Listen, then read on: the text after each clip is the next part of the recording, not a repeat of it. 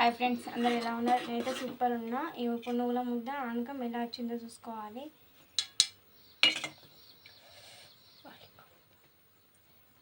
ఇట్లా గట్టిగా వస్తే ఆనకం వచ్చినట్టండి. కొంచెం ఈ ఆనకం కచ్చా పచ్చ దంచి చేసుకోవాలండి టేస్ట్ కోసం.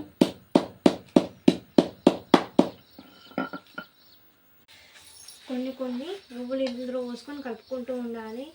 నాకు ఒకరికి కాలుతుంది కాబట్టి మా తాత సాయం తీసుకుంటానండి.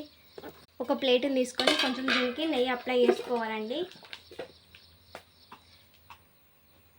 మనకు పట్టిల్లాగా కావచ్చు, ముద్దల్లాగా కావచ్చు. దానికోసం లైట్గా నెయ్యి అనేది ఇట్లా అప్లై చేసుకోవాలి. అట్లయితేనే మనకు జల్దీ వస్తాయండి, లేకపోతే చేయికి మొత్తం అతికిపోతాయి. ఇట్లా చిన్న చిన్నగా ముద్దలు తీసుకోవాలండి.